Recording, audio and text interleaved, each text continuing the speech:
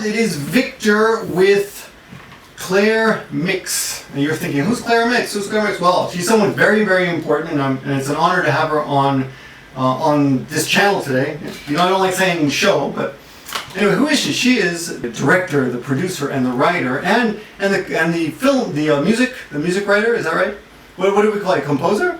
Yeah. Composer of Gila River and Mama, the Ruth Mix story, which is up for an Emmy. It has been nominated for an Emmy Award. What is that category again? Northern California Emmy Award? Under historical, cultural documentary, yeah. Okay, there we go. So, this is really an honor, and that's this Saturday, so everyone, after you watch this video, I'm sure you will be rooting for that movie to win. Claire, thanks for talking to me, and apologies for taking so long to get to you. That's all right, Victor. I'm so grateful that you have such interest in my film. I'm really honored to be on your show. We've been in communication for almost over a year, maybe. Yeah, a little over a year. Yeah. In fact, I first contacted you before we were even done with post-production. Right. And this is one of those cases where someone sends me an email that sounds kind of kooky because so many people don't, they're big talkers. But as you can see, this is someone who's actually accomplished something. And not just the DVD, but you actually have a book coming out. Is that right? Yeah, it's the young adult novelization of my mother's story, and it's entitled The Girl with Hair Like the Sun. Okay, so let's give everyone a quick introduction to what this is about. Should we show them a little clip from your movie first? Yeah, we could show them the introduction. That'd be great. Okay, so here's the introduction. Ruth Mix grew up in the mountains of Wenatchee, Washington. She was the youngest of 5 siblings in a single-parent home. Her mother, Frida Mix, was a school teacher and a fiercely independent woman for that era. She believed in human rights for all people, no matter what age, nationality, or gender you were. Because of the tragedy of Pearl Harbor in 1941, President Roosevelt signed Executive Order 9066, which forced American citizens of Japanese ancestry into internment camps. Ruth and her mother were horrified by this unconstitutional act, and together they moved to Mesa, Arizona, to do service at Gila River internment camp. Frida worked as a teacher, and Ruth volunteered as a nurse's aide in the camp hospital. Ruth was only 15 years old. After decades of silence, Ruth finally shared her story with her daughter Claire in March of 2007. Okay, so that's just a little clip of the movie, but I think it gives you a good idea of what the movie is about. Claire, tell us how this movie came to be. What made you make this movie? Well, this goes back all the way to when I was 13 years old. I was really in love with science fiction and all this kind of stuff. And my mother told me one night when I was 13 that we were going to go meet George Takei, who played Mr. Sulu on the original Star Trek. Of course. Yeah. He's my favorite outspoken homosexual. I love that guy. He's so funny. He's hilarious. He is great at insulting other people in such a cute way. Homophobes and such, but... He's so Takei. Okay, so I didn't know George Takei was involved in this kind of thing. Yeah, he was interned at Rower internment camp during the war. And anyways, she said we were going to go listen to him lecture, and I thought we were going to a science fiction convention, but we were actually going to hear a lecture. Right. And he talked about the internment camps, and I didn't know what he was talking. I go, well, why isn't he talking about warp drive and and Spock and stuff, And Spock, and he's like, what is this internment that he's talking about, And then my mother raised her hand and started joining in on the conversation, like, what do you know about intern? What are you talking about, Mom? And I heard. So you had no idea until that point that your mother had been at the internment camps. Yeah, until that point, she never ever talked about it because it was just too painful. And actually, she never did tell me. My father told me My mom and my grandmother worked at Gila River internment camp, and I was still really confused. But throughout the years, from 13 years old to all the way up till I was 47, she told me little stories bit by bit, and then she finally agreed to do a documentary with me, and agreed to be recorded because she just didn't want to talk about it. And it was extremely harrowing experience for her to actually go back to that time because she was only 15 years old. They say that of the Holocaust victims that survived, the ones that adjust better and are happy, that score highest in the happy tests that they have, they're actually, I mean, it sounds silly, but there's actually a test you can measure someone's happiness level. But they say that the people who adjust best are the people who do not talk about it and who kind of store it away in a little box, so to speak. That's interesting because the Japanese Americans followed something called Gaman. Which I don't know if I'm pronouncing it correctly, but it means, loosely translated, it means to persevere. So gaman, yes, gaman. Gaman. Yeah, and so they didn't look back. They only moved forward. Right, yeah. And so did my mother. She followed that just like they did. This is really interesting because everything is so connected. You know, the more you learn, the more you know. And recently, I've been looking at how Chinese and Koreans differ from Japanese, and it seems to me that they have more of a. They don't have that. They have more of a victimization personality as a group, as opposed to Japanese, who kind of they let the Hiroshima bomb go, they let the internment camps go, and they're just moving forward. But it seems to me, and of course, this is. I'm sure I'll get some criticism for this, but it seems to me that the Chinese and Koreans don't want to let it go, and they want to hang on to it and kind of use it as, oh, look at this, don't forget about this, and let's keep talking about this. And I don't know if it's healthy, you know. Whereas the Japanese move forward, yes. They just moving forward. It causes less conflict because America and Japan now are great friends. Oh yes, absolutely. And anyway, let's get back to this topic at hand. So, how many internment camps were there? There were 10. Of course, that's debatable because there were smaller camps like Crystal City in Texas, where the German Americans POWs were kept, or not. Oh, really? There were German POWs too. I didn't know that. Yeah, and they were all at Crystal City. There was an internment camp in Canada as well. I think there was only one. I'm not sure because it's Canadian. Right. But there was one there too. But the one that everybody knows, I mean, in America there are a solid 10. Right. Okay. And Executive Order 9066 basically made it what it was an order forcing all Japanese to go to these camps. Forcing all American citizens of Japanese ancestry into internment camps. So if you were, I think, and I may be wrong, if you were just a quarter Japanese, you went to a camp. If you were married to a Japanese woman, you went to the camp. Or really? Japanese. Wow. Yes. So I would have gone through the camps, I guess, huh? Yes, you would have. Wow. Or immediately gotten divorced, right? I guess my marriage would have been tested at that moment, right? Well, I'd hope you'd go to the camp. Of course. Anything for my wife, right? But let's talk about how bad these camps were because your mother. Now let's get back to your mother real quick. Your mother, I'm sorry to say, passed away before this movie was completed, or even started. How did that work? Well, she sat for an interview for me in March of 2007, and she died 6 months later. And she requested that I not start pre-production on the film until she was gone because it would just be too much for her to bear. She was just too hard for her to think about. I see, and I found a lot of her old friends, and the only friend that she actually talked to was her best friend at camp, which was a boy named Kuni and Kuneo. And so that was kind of a romantic part of the movie. I thought that was kind of puppy love or first love kind of. That was nice. I like that part. I think it was her first hand-holding experience, her first blush of youth, right. Which was with a boy in prison, if you think about it. Yeah, it seems guys in prisons get all the girls, even today. But your mother wasn't that kind of woman, right?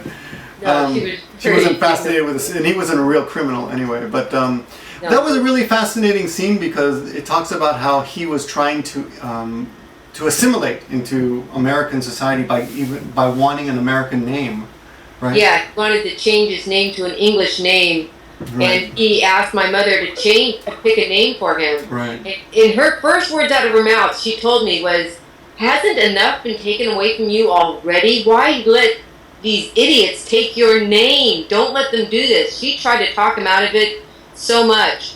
So over the weeks, he kept bugging her, and then she finally gave him a name. She gave him Steve. And it's a name that he still uses to this day. He's in his late 80s. Right. No, mid-80s right now.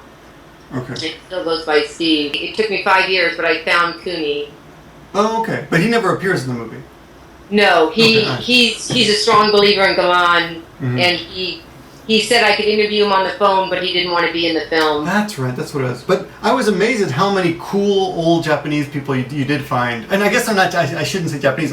Japanese Americans, right? That you did find. Japanese American, yeah. Yeah, there were some really touching interviews that you did. One of the guys talking about Auld Lang Syne, the song.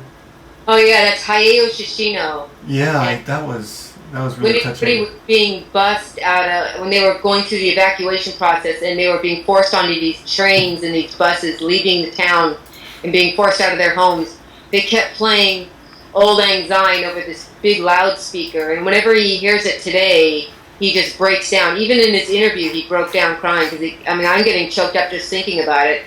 And now that I produced this documentary, I can't hear that song without crying my eyes out, and I wasn't even there. Yeah. Wow. I have a strange question. I don't know if you can answer this one, but I did a video. I wanted to do a video on this February 19th, but our times didn't match up. Because Right. February 19th is the anniversary of the Executive Order 9066. Yeah, it's also called the Day of Remembrance. Day of Remembrance, okay. And around that same time, I came across a basketball player. I don't know if you saw that video, but there was a basketball player, a Japanese basketball player actually, who was being called in the newspaper. He was being called the original. What's that guy? Linsanity, right? Everyone's talking about Linsanity. Yeah. So there was an article about a guy named Wat Misaka, who apparently was around during the internment camps, but because he was so good at basketball, they gave him a pass. And Really? And he was one of the first people. The internment camps are called the Shuyojo are internment camps, and he was allowed not to go because of his basketball skills. Oh, you did, didn't you? You did a video on that. Yeah, I did.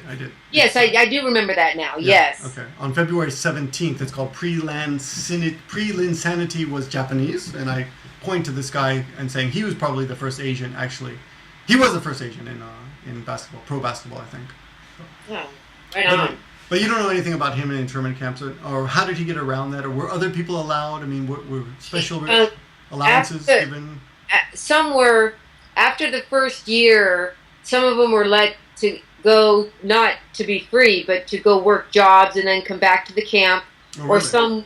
Or some work jobs, and you could work in Minnesota, but you had to have a curfew. Wow. That Hayao moved to Minnesota, but he was under strict curfew. Right. And the people, the Japanese Americans on the East Coast were not interned. This was all on the West Coast. Why not? But, because they wanted it, because I believe it's because they were inland. Mm. They thought there were more spies among them, or something along those lines. But the ones that were not interned, that were in the East Coast, were treated horribly. They were treated as though they were Nazis, you know. Right. Well, yeah. From the movie, I can see that the hate towards the Japanese during World War II was amazing. Oh, it's horrible. I mean, my mom, when she would go to high school, she'd get beat up every day. Really? Because she was lending aid to them. Wow, that's terrible. But my mother broke a few noses too. Oh yeah, your mother was a tough woman, huh?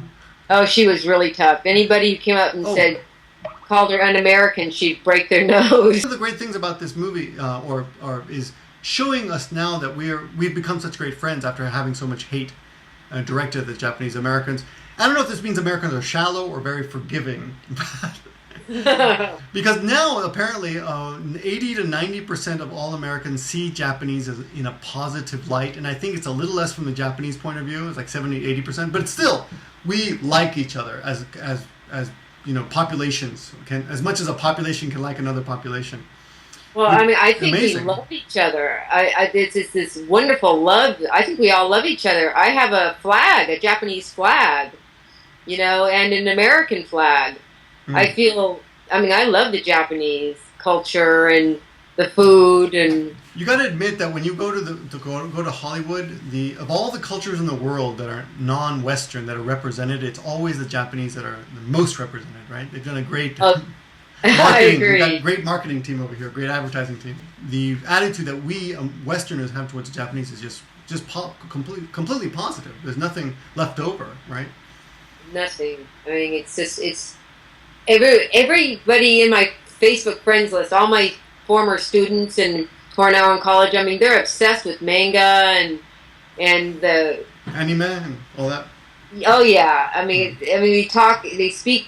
In their statuses, they'll speak in transliterated Japanese, and it's really cute because they're trying to learn. They're taking Japanese in high school. Oh really? Yeah, they want to go to Japan. And how common is Japanese? Is it offered in most American high schools now? Oh yeah, absolutely. And it's always the one class that gets filled up first. You have to be on a waiting list. If the Japanese class fills up first, that must be only on the West Coast. Because I think, where I grew up, there was no Japanese class at all. No, there was no Japanese. Where I grew up in San Jose, California, and all we had was Spanish. Mm. Did you learn Spanish? Yeah, I took Spanish. Any of it stick? ¿Hablas un poco de español ahora o no? Muy poquito. Oh, not bad. Okay, you could get that. Okay. Now, what else? The compensation. Another thing. First of all, some of our viewers might be a little confused. This is called a concentration camp, but it's nothing like the Nazi concentration camps back in Germany during World War II. Absolutely not anything alike. The concentration camps at the German concentration camps were death camps, and they went there to die. It was not even a comparison. The Japanese were put in what were called relocation centers. Right. They were called internment camps and concentration camp. I believe that the first word that was ever used and reported was concentration camp, and then later on it became relocation center, and then after that it became internment camps. I see. But they were prison camps. That's basically what they were prisons. How harsh were the conditions there? Oh, very harsh. They built the barracks out of green lumber, so it shrank, and all manners of dust and wind and rain went in. People died daily from valley fever and tuberculosis. It was just a nightmare. It was, and Gila River was the most attractive camp because all the barracks were painted white, and that's why the First Lady was allowed to visit, and they took her to Gila River to the president's wife, the First Lady. Yeah, that's President's wife, because she was against the internment, obviously. She had a brain in her head, but she couldn't do anything about it. But she just went to meet the teachers, and she was sent there by the government because it was, quote-unquote, the most attractive camp because it had white barracks, of all things. So it's a good photo op. Yeah, that's basically what it was, the photo op. Politics haven't changed that much, I guess, right? Now you're up for an Emmy this Saturday against Big Shot movies. Do you know any of the other movies you're up against? Yeah, they're all excellent. I watched them all. The Academy sent me a link so I could watch all the other ones. The Legend of Willie Mays. Oh, okay. And I love baseball. I love Willie Mays all my life. So I was like, oh my God, if I had to lose to any of them, I would rather lose to Willie Mays. But Children of the Faith Light, which was shot in Vietnam. And it was about orphanage, children in an orphanage. And all of them are so tremendously good and much higher production quality. They obviously had a much larger budget than I did. Now your budget was tiny, right? What was your budget? $47,000, you said? $47,000 from a grant from the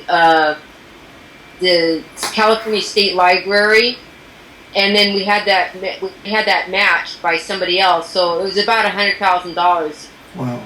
And so we really made every dollar stretch out. Everything was volunteer, and and we must have impressed the Academy because they made us a nomination, and we are very proud of it. Congratulations.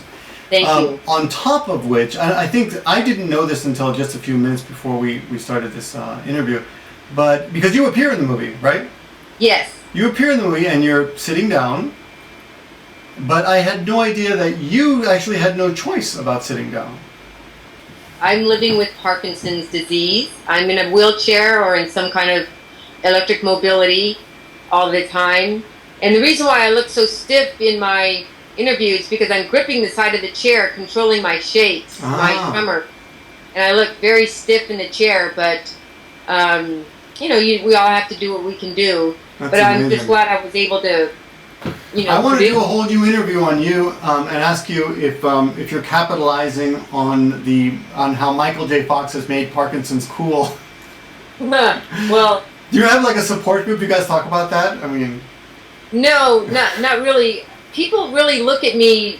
They don't see my disease. My students don't see my disease. My friends don't see it. People I've worked with on the set because I have. I know exactly what I want. When it came to the documentary, I just said, "We're doing this, exterior shot at 2:00. Be there, be square." I knew exactly what I wanted. I had a great director of photography, Ben Ferrer, and the actors came to me instead of me going to them. The actors came to me so I could tell them what they had to do. Right. Everybody showed great patience, and I shook a lot, but it doesn't mean that. But your voice doesn't seem to be affected at all. No, not at all. But Michael J. Fox seems to stutter quite a bit or speak a little funny. Yeah, and also he's far more progressed than I am. I'm only really? 10 years progressed, and I think he's going on 20. I see. Yeah, my aunt has it too, and she shakes a bit, but we don't really pay too much attention to it. We're just communicating. It doesn't become the subject of every conversation. So. Right. So. Anyway, well, that's just amazing. So you've had this for 10 years, you said? Yeah, since about 2002. Yeah, okay. And it slowed me down, but I have this motto: as my body grows weaker, my spirit grows stronger, and I just keep doing. Once I lost my ability to type and to write with a pencil, I got a speech dictate program, and I write I'm a writer. I have many books coming out in the next year. And they've all been written with the speech dictate program. Wow, that's amazing. Yeah. Maybe you can tell me about that later. I could probably use that. And now that hold on, there was something else. I have to cut myself. What was it? Budget. Oh, where did you find did we ask where you found the actors? Maybe not. Oh no, you haven't. Okay. Oh yeah. This was the question. So, are you still working now? You said you were a music choir director. Yeah, Are you still working? I actually spent my whole career composing children's music. You can find my stuff at clairemix.com. And I compose children's music and I conduct children's choirs. I've been doing that for 26 years. And Parkinson's hasn't stopped you from doing that? No, it hasn't stopped me. It was harder for me to get around. The kids had to get me my cups of water, and they became my my arms and my legs, basically. And the kids are great. But I did retire. I had to retire about 2 weeks ago, so at the end of this term. And but that's okay because when a door shuts, another window opens. So now my books are coming out. So I'm Claire Mix writer, retired teacher now. All right, that's great. That's great. And you, where did you find these actors in the movie? They're not. I'm sorry. Are they actors? Are they real? The only professional actor that I had in the film was Lisa Clement, who played my grandmother, and Clara Mello, who played my mother. She's not an actor by trade, but she did a darn good job. All the extras were my students and my students' parents, and they all just were wanting to volunteer. In the worst way, they were proud to volunteer to do this. And the woman who narrated the film is Clara Mello's mother, Delta Pickmello. So it's a very family-oriented film. Right, and I think one of your cousins appeared in it? Yeah, my cousin Sandy Mix. Yeah, she was in it. She looks pretty cool. She's awesome. You would love Sandy. She's kind of crazy gal. Yeah. Her story was pretty touching too. Probably a little more touching because she seemed like a tough cookie. Oh, And you don't mess with Sandy. Yeah. a lot of women scare me as it is. And I'd like to mention that even though I wrote the music for the film, I had two wonderful arrangers, J.D. Warwick and Jeremy Lynn Johnson, who orchestrated the music for me. And so it wasn't just by my because I can't orchestrate anymore, so they did it, and they're very talented musicians. Just for someone who's a noob like me about music, arranging means they chose what instruments would play what parts? Yes. Right? And they wrote different parts for those instruments, but using your original composition as the basically. guide. Yeah, basically I can still arrange music, but I do it vocally. Mm-hmm. And they take my vocal and then they adapt it to instruments and they add their own flavor to it, and I think they did a tremendous job. That opening piece you hear at the beginning is the music's really, really good. I was surprised that you had done it. I mean, you did everything in this movie, so wow, amazing. The other thing was all the Japanese that appear in the movies in this movie are authentic. They lived at the concentration camps, at the relocation camps. The actors. Well, the older Japanese people that are speaking into the camera. Oh yes, and they were all at Gila and Jerome. Okay, so some of them knew your mother, actually. Yeah, some of them did.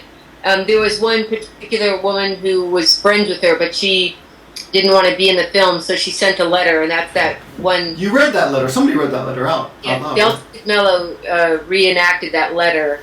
And we had to cut it down. That letter was a lot longer. Mm-hmm. But they would play and jump rope, and she said that my mom was kind of a sneaky girl. Mm-hmm. And it's so funny to hear stories about your mom that you never knew, because I thought my mom was always such a good girl. But no, they would sneak around, and they'd sneak around the internment camp. She'd sneak over to the Japanese side, and they'd have dances, and I'm like, oh my gosh, really? You know?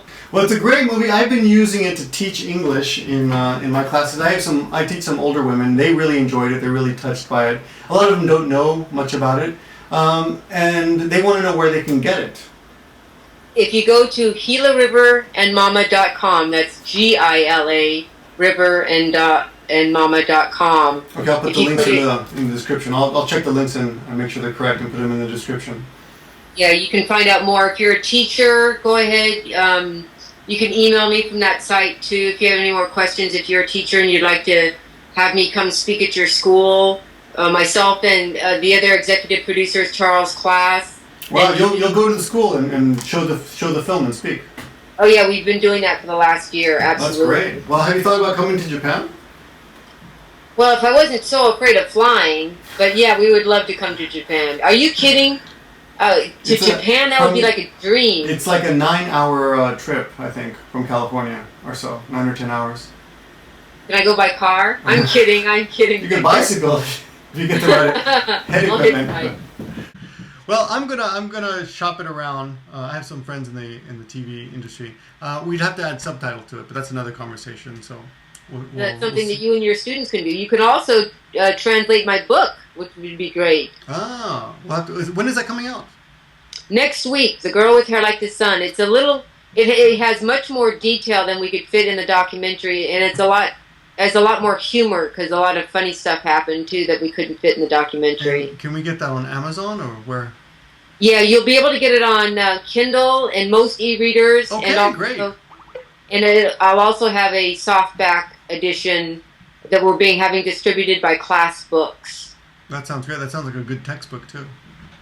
Yes, indeed. It's like, Farewell to Manzanar and Journey to Topaz. It's right up there with those wonderful books. And what's unique about my documentary is because it's coming from a Caucasian point of view. Right. Most documentaries about the internment camps are all from the Japanese Americans. Not that that's not as important. Of course it's important. But this is the very first one that's ever been done from a Caucasian point of view. Right. And that's why I think it's gaining so much interest. From a volunteer, from someone who actually put themselves in a situation that most Americans would have avoided with all their might at that time in history. Oh, absolutely. Absolutely. But my grandmother was a suffragist. I mean, she was put in jail 2 times picketing for the rights for women to vote. So she was afraid of nothing. And did you ever talk to your grandmother about this at all? Did you ever have a chance? No, grandmother died in 1958 before I was born. Oh, that's too bad. But she didn't talk about it either. Right. She didn't even talk about it with my mom. Mm. So your mother and your grandmother also practiced the Japanese, the American form of gaman. Yeah, the American form of gaman. Yes.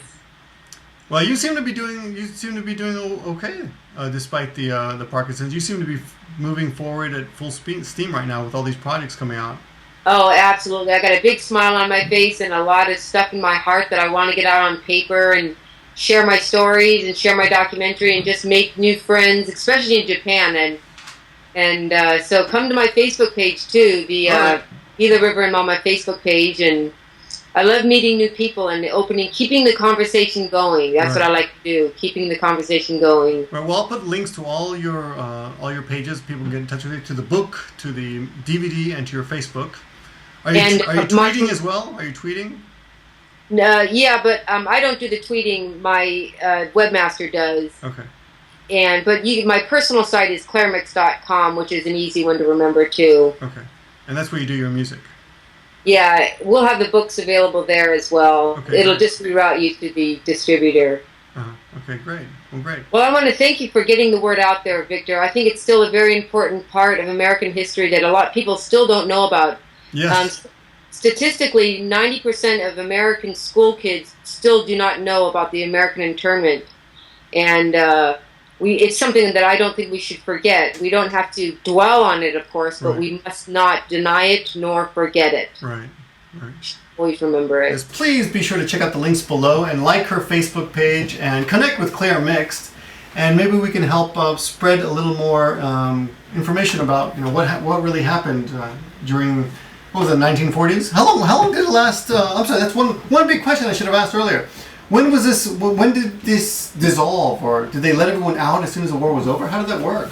Yeah, as soon as the war was declared over, they were set free, but a lot of them stayed up to a year and a half at the camps because they had no place to go. And they lost their homes, right? They lost their homes, their places of business, their land, everything, their bank account. They had nothing. So where the heck were they going to go? So the $20,000 or whatever it was compensation that Ronald Reagan gave them was really nothing. Yeah, it's a little after the fact too. After the war, they were given $25 and sent on a train to Cleveland. Oh, really? Oh, God. Yeah. That's so, some of them were successful business people. Mm. They had wonderful businesses and cultivated on farms, and all that was just ripped away from them. And then the war is over, which is a good thing, but they're sitting there penniless with nothing. Right. Yeah. Well, that's people ask me, why did you come to Japan? And I got to tell them one of the reasons is I was always inspired by I was impressed by the way my father was impressed with the Japanese, even after they lost everything during World War II. And I'm hoping this happened to the Japanese Americans as well. Even after they lost everything, they fought hard, worked hard, and came back and became an economic powerhouse. Yes. Do you know what happened to a lot of the people after the internment camps? Were they able to get back on their feet and build themselves up again? Yes, but it took a while. Because even though they practiced gaman, they still had a lot of hurt, a lot of pain, and so they had to get through all that and then persevere from there. But they did. My mom was always happy because she felt they did pretty good for what they were given, which was not much at all. Right. They could have turned around and said, "Well, look what you did to us," Right. And they didn't. And that's something that a lot of them say when they see my documentary, that it's really a healing experience for them because it validates what they went through and they didn't have to say a word, but they felt validated when they watched my film. Right. So it was very healing for them.